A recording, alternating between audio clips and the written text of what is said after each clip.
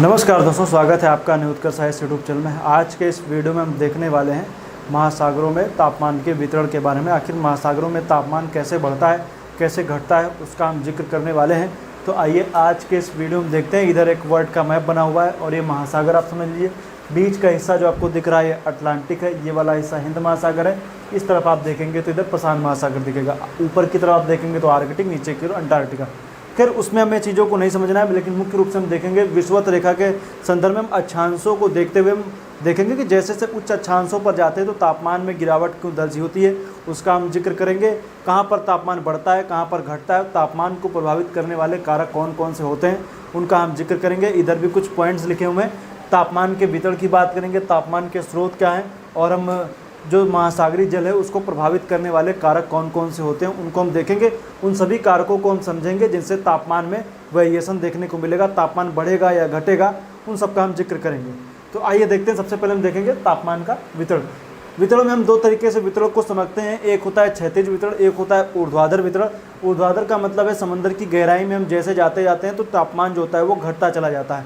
और उसी तरीके से जब हम कह सकते हैं एक प्रकार से, जैसे मैंने बताया, क्षैतिज रूप से जब हम देखेंगे तो वह विषुवत रेखा से हम जैसे निम्न अक्षांशों से उच्च अक्षांशों की ओर जाते हैं तो तापमान में जो हमें गिरावट देखने को मिलती है वो क्यों मिलती है उसका हम जिक्र करेंगे। हालांकि विषुवत रेखा की तुलना में जब हम देखते हैं तो जो कर्क रेखा और मकर रेखा के क्षेत्रों में तापमान थोड़ा सा अधिक हमें जरूर देखने को मिलता है। उसका भी हम जिक्र करेंगे कि आखिर वो ऐसा क्यों होता है। बाकी आगे चल करके कर्क से हम जैसे ही ध्रुवों की तरफ जाते हैं, उत्तरी ध्रुव की ओर जाएँ या मकर रेखा से दक्षिणी ध्रुव के जो है तापमान में हमें लगातार गिरावट देखने को मिलती है। अक्षांश के स्तर पर जब हम जाते हैं तो एक अक्षांश से दूसरे अक्षांश के बीच में जो तापमान का जो वेरिएशन होता है वो 0.5 डिग्री सेल्सियस हमें गिरावट देखने को मिलती है। तो ये आंकड़ा है, चाहे तो आप याद रख सकते हैं। और ये भी प्रश्न पूछ लिया जाता है सबका सबसे अधिक तापमान किसका होता है, तो प्रशांत महासागर का होता है। तो अभी क्यों होता है उसका भी हम जिक्र आगे करेंगे। तो आइए देखते हैं। सबसे पहले मैं बता दूं कि यह विषुवत रेखा से पर जो औसत तापमान जो होता है वो 25 डिग्री सेल्सियस होता है। कितना होता है? 25 डिग्री सेल्सियस विषुवत रेखा पर औसत तापमान होता है। लेकिन जब हम कर्क रेखा पर देखते हैं तो 27 डिग्री सेल्सियस है, मकर रेखा पर भी 27 डिग्री सेल्सियस है। तो ये क्यों होता है इसका भी हम जिक्र करेंगे। लेकिन सबसे पहले मैं बता दूं कि दरअसल जो सूरज की स्थिति कुछ ऐसी होती है, सूरज होता है कर्क और मकर रेखा के बीच में गमन करता रहता है, कर्क और मकर रेखा के बीच में। जहाँ पर हम बात करेंगे जून के महीने में तो सूरज कर्क रेखा पर चमकेगा। सितंबर में जब हम देखेंगे तो आ जाएगा कब? विषुवत रेखा पर। इसके बाद दिसंबर में फिर मकर रेखा पर, दिसंबर के बाद में फिर मार्च में विषुवत रेखा पर, जून में फिर यहाँ पर। तो इस तरीके से गमन करता है। और जो सूरज का जो गमन है उत्तर और दक्षिण की दिशा में जब देखेंगे, उत्तरायण और दक्षिणायन की दिशा जब होती है तो उसमें जब हम देखेंगे तो जब उत्तरायण की स्थिति में आएंगे तो हम जैसे मान लीजिए सूरज कर्क रेखा पर चमक रहा है तो उत्तरी गोलार्ध में ज़्यादा एनर्जी मिलेगी तो तापमान वहाँ का बढ़ जाएगा। और जब इसी तरीके से दक्षिणी गोलार्ध की बात करेंगे, सूरज दक्षिणी गोलार्ध पर उसकी किरणें लंबवत चमकेंगी तो दक्षिणी गोलार्ध में टेम्परेचर बढ़ जाएगा। तो हालांकि टेम्परेचर बढ़ने का मतलब ऐसा नहीं कि पूरे स्थल और जलखंड सबका टेम्परेचर बढ़ जाता है, और जब उत्तरायण की स्थिति आती है तो वहाँ भी हो जाता है। लेकिन दोनों ही स्थितियों में विषुवत रेखा पर लगभग समान एक एवरेज में टेम्परेचर हमें देखने को मिलता है, चाहे वो गर्मी का महीना हो, चाहे ठंडी का महीना हो, जून हो, जुलाई हो। विषुवत रेखीय क्षेत्र एक ऐसा क्षेत्र होता है जहाँ पर लगभग वर्ष भर समान टेम्परेचर हमें देखने को मिलता है। हालांकि थोड़ा बहुत वेरिएशन होता है दिन और रात में, लेकिन लगभग एक समान टेम्परेचर हमें देखने को मिलता है। तो आइए देखते हैं विषुवत रेखा पर जो हमें टेम्परेचर देखने को मिल रहा है ये 25 डिग्री सेल्सियस है। और जैसे जैसे हम जाएंगे ध्रुवों पर माइनस में टेम्परेचर पहुंच जाता है, -1, -2। ये जो ध्रुवों पर जाएंगे तो माइनस में टेम्परेचर पहुंच जाएगा। इसी तरीके से कि यहाँ पर भी दक्षिणी गोलार्ध में चले जाएंगे और यहाँ पर दक्षिणी ध्रुव पर तो यहाँ भी माइनस में टेम्परेचर चला जाता है, -1 और -2। तो यही तापमान का वितरण है। वितरण का मतलब है कि यहाँ पर अधिक, यहाँ पर कम, यहाँ पर अधिक, यहाँ पर कम। तो वितरण है, उसको प्रभावित कौन कर रहा है उसको हम समझते हैं। सबसे पहले हम टेम्परेचर लेंगे विषुवत रेखा का। विषुवत रेखा के टेम्परेचर को हम लेंगे और हम देखेंगे आखिर यहाँ पर टेम्परेचर कैसे प्रभावित होता है और उसकी तुलना में ये वाला टेम्परेचर ज़्यादा क्यों है। सबसे पहले मैं बता दूँ विषुवत रेखा पर, चूँकि मैं एक एवरेज टेम्परेचर ले रहा हूँ विषुवत रेखा का, और आइए इसको हम समझते हैं। विषुवत रेखा पर टेम्परेचर अधिक होने के पीछे कई कारण हैं। सबसे पहले मैं बता दूं वर्ष भर वर्षा होना। वर्ष भर वर्षा होना, क्योंकि आप जान रहे हैं कि विषुवत रेखा पर कहते हैं ना कि शाम को 4 बजे लगभग, शाम को जितनी दिन में खूब गर्मी होती है, गर्मी के बाद में वहाँ पर एक प्रकार कह सकते हैं वाष्पीकरण की प्रक्रिया होती है। बाद में फिर क्या होता है कि बादल जो होते हैं बरसने लग जाते हैं। शाम के टाइम पे जैसे टेम्परेचर हल्का सा डाउन होता है, बारिश होने लगती है। उसी कंडीशन में यहाँ पर वर्ष भर वर्षा होना, और वर्ष भर वर्षा होने का मतलब यही कि, और दूसरी बात यहाँ पर बादलों का बने रहना। दूसरा कारण है बादल। जब बारिश होती है तो टेम्परेचर ज़्यादा बढ़ नहीं पाता है, और दूसरी बात है कि बादल रहते हैं, तो बादलों के रहने की वजह से सूरज की किरणें पड़ती तो हैं, लेकिन कह सकते हैं बादलों से छन के आती हैं, इसलिए टेम्परेचर ज़्यादा बढ़ नहीं पाता है। तो एक दो कारण है वर्ष भर वर्षा और बादल, और पीछे हम कारणों की वजह से हम जिक्र करेंगे तो और हम देखेंगे। तो यहाँ पर हम देखेंगे नदियों का भी पाया जाना है कारण, आप समझ सकते हैं। दूसरा नदियाँ विषुवत रेखीय क्षेत्रों में देखेंगे तो बहुत सी ऐसी नदियां हैं जो अपना ठंडा जल ला करके यहाँ पर लाती रहती है। हालांकि जो मैंने बताया है कि जो बारिश होती है तो ऐसा नहीं कि बारिश सिर्फ जल में होती है, मतलब किस महासागरों में होती है, वो विषुवत रेखीय पूरी क्षेत्रों में होती है। तो चाहे यहाँ का क्षेत्र हो, चाहे वो आप अमेजन का वर्षा वन ले लीजिए, चाहे आप जायरे का वन ले लीजिए। जायरे का मतलब कांगो नदी के आसपास का, बेसिन के आसपास का क्षेत्र लीजिए, वहाँ के वन ले लीजिए। या फिर आप और आगे चले जाइए तो यहाँ पर भी आप देखेंगे, तो हालांकि ये लाइन थोड़ी सी नीचे आ गई है, यहाँ पर आप देखेंगे तो यहाँ पर जावा और सुमात्रा भी देखेगा, उस क्षेत्रों में भी ले लीजिए। तो यहाँ से जो नदियाँ निकलती हैं, नदियाँ अपने साथ में खूब बारिश हुई अमेजन के वर्षा वन में, इक्वेडोर का एरिया ले लीजिए, इक्वेडोर के बाद आप ले लीजिए वेनेजुएला हो गया, या आप ब्राज़ील का पूरा वर्षा वन का क्षेत्र ले लेंगे। तो यहाँ पर जब बारिश होती है तो चूंकि बारिश के बाद में जो नदियाँ होती हैं, नदियाँ पूरा पानी ले जा करके, अमेजन नदी क्या करती है, अपना पूरा पानी ले जा करके यहाँ पर छोड़ देती है। तो ये पानी जो होता है ठंडा होता है, तो ठंडा पानी क्या करता है, ये पानी जो है टेम्परेचर समुद्र का बढ़ने नहीं देता है। इसी तरीके से जायरे नदी हो गई, जायरे नदी भी तापमान को बढ़ने नहीं देती। इसी तरह नाइजर नदी हो गई, ये भी कुछ खास तापमान को बढ़ने नहीं देती। हालांकि नाइजर छोटी है, जायरे काफ़ी बड़ी नदी है। ये नदियाँ जब यहाँ पर गिरती हैं तो यहाँ पर समुद्र के पानी को क्या करती है, ठंडा बनाए रखती हैं। तो इस वजह से विषुवत रेखीय क्षेत्रों पर टेम्परेचर ज़्यादा नहीं बढ़ पाता, इसलिए यहाँ का टेम्परेचर क्या ज़्यादा है। वर्ष भर वर्षा होना, बादलों का बना रहना, नदियों का यहाँ पर अपवाह क्षेत्र, मतलब नदियों का डेल्टाई क्षेत्र यहाँ पर होना, नदियों का गिरना, ये सब कारण है कि यहाँ पर टेम्परेचर ज़्यादा नहीं बन पाता है। और हम आगे आते हैं 27 डिग्री सेल्सियस कर्क और मकर रेखा के आसपास की बात करते हैं। तो यहाँ की बात करेंगे तो यहाँ पर हालांकि जो 27 डिग्री सेल्सियस मैंने लिखा है, ये वेरी करता रहता है, कभी ज़्यादा कभी कम, कभी ज़्यादा कभी कम। ये मौसम के ऊपर डिपेंड करता है। जब सूरज उत्तरायण की स्थिति में होगा तो टेम्परेचर ज़्यादा हो जाएगा, और जब सूरज दक्षिणायन की स्थिति में आएगा तो टेम्परेचर कम हो जाएगा। कर्क रेखा की मैं बात कर रहा हूँ, तो कर्क रेखा मतलब भारत से भी होकर के जो गुजरती है, तो उसमें जब आप देखेंगे तो गुजरात, मध्य प्रदेश, राजस्थान के आसपास का क्षेत्र आप जाने, वहाँ से होते हुए गुजरती है। तो वहाँ पर जब आप देखेंगे तो कई सारे मरुस्थलों का होना, मरुस्थल होने की वजह से आप समझ सकते हैं कि यहाँ पे नदियाँ कुछ खास यहाँ पर मिलती नहीं हैं। नदियाँ ना मिलने की वजह से क्या होता है कि यहाँ का टेम्परेचर बढ़ जाता है। और उत्तरायण की स्थिति में जब आप देखेंगे, तो सूरज उत्तरायण की स्थिति में आता है तो काफ़ी तेज़ी से गर्मी होती है, बारिश उसकी तुलना में नहीं हो पाती जिस तुलना में विषुवत रेखा पर होती। इसलिए यहाँ पर बारिश का ना होना भी एक तरीके से टेम्परेचर थोड़ा सा ज़्यादा होने के कारण हो सकते हैं। पहली बात तो रेगिस्तानी क्षेत्रों का होना, दूसरा है सूरज के उत्तरायण होने की स्थिति में यहाँ पर गर्मी का ज़्यादा पड़ना, और बादलों का कम होना। जिस तरीके से यहाँ पर हम देख रहे थे वर्ष भर वर्षा और बादल थे, हालांकि यहाँ पर मौसमी वर्षा होती है और वर्ष भर बादल तो बिल्कुल भी नहीं रहते हैं। तो इस वजह से क्या होता है, यहाँ पर टेम्परेचर जो है इसकी तुलना में थोड़ा सा अधिक रहता है। हालांकि ठंडियों के मौसम में जब देखेंगे सूरज दक्षिणायन की स्थिति में आ जाएगा तो यहाँ की जो स्थिति थी वो यहाँ बन जाएगी, और यहाँ वाली स्थिति जो गर्मियों के मौसम में फिर वहाँ बन जाएगी। तो दोनों की मौसम के हिसाब से आप इसको चेंज कर सकते हैं। ये ऊपर नीचे वेरी करता रहता है, लेकिन ये वाला जो है ये स्थिर है,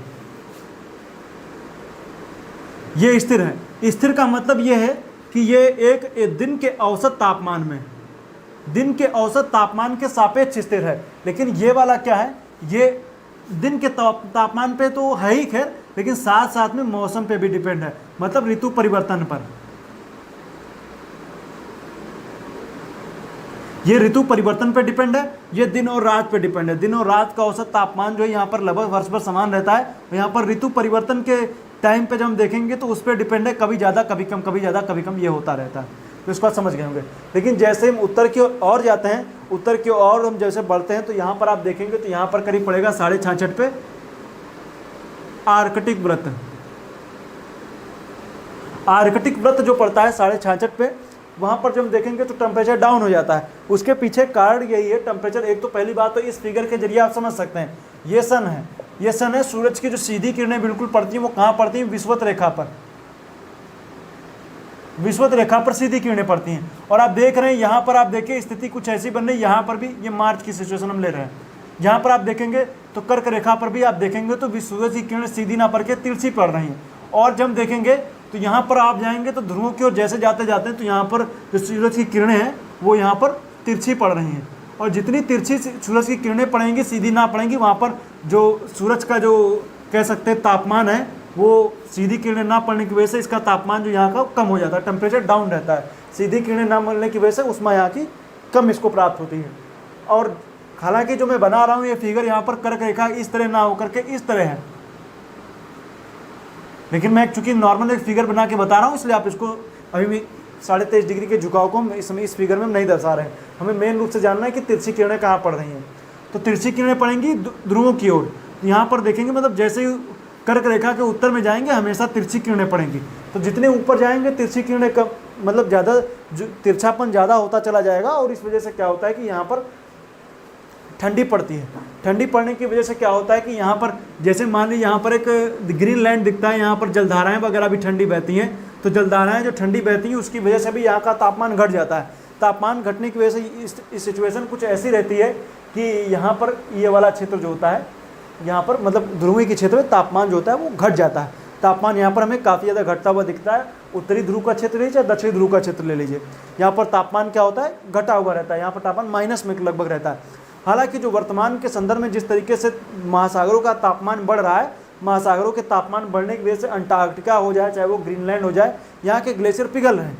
ग्लेशियरों के पिघलने के साथ साथ पर यहाँ पर हिमखंड जिनको हम बोलते हैं, नॉर्मल में आप इसको याद रखिए, जैसे मान लीजिए कोई बर्फ़ होती है, बर्फ़ जब पिघलती है तो बर्फ़ पिघलने के साथ साथ में बड़े बड़े हिमखंड जो होते हैं वो पिघल करके बहने लग जाते हैं। हिमखंडों के पिघलने की वजह से क्या होता है कि इस क्षेत्र का तापमान और घट जाता है। जब हवाएं चलती हैं तो तापमान घटने के वजह से क्या होता है कि यहाँ पर तापमान घटने लग जाता है। और हालांकि जब आप देखते हैं जब बर्फ़ पड़ जाती है, मान लीजिए ठंडियों के टाइम पर जब ओलावृष्टि हो जाए या मान लीजिए कहते हैं नहीं पाला पड़ गया, पाला पड़ने के बाद में उस टाइम का ठंडी ज़्यादा रहती है। क्योंकि जब हवा चलती है तो बर्फ़ का जो कह सकते हैं नमी वगैरह उसको उठाती है, ठंडी पूरी तरीके से फैल जाती है। इसी वजह से जब बर्फ़ पिघलती है तो यहाँ पर टेम्परेचर थोड़ा सा डाउन हो जाता है। तो डाउन होने के बाद हवा चलती है तो इस वजह से टेम्परेचर थोड़ा और बढ़ा आपको मतलब और घटा हुआ लगता है। इस वजह से यहाँ का टेम्परेचर डाउन रहता है। तो ये सिचुएशन उत्तरी गोलार्ध और दक्षिणी गोलार्ध दोनों में रहती है। यहाँ पर जैसे मैंने बताया विषुवत रेखा पर टेम्परेचर क्या होता है, यहाँ का टेम्परेचर ज़्यादा रहता है, इसके उससे तुलना में यहाँ पे और ज़्यादा रहता है। क्योंकि ये वाला क्षेत्र जो होता है वो उच्च दाब का भी क्षेत्र होता है, उच्च दाब का क्षेत्र होता है। इस वजह से यहाँ पर क्या होता है कि बारिश वगैरह ज़्यादा नहीं होती है। ये 23 डिग्री के आसपास का उच्च दाब का क्षेत्र होता है तो हवा यहाँ उतरती है, इस वजह से यहाँ का टेम्परेचर ज़्यादा बढ़ नहीं पाता है और मतलब टेम्परेचर यहाँ पर ज़्यादा रहता है, बारिश नहीं हो पाती है।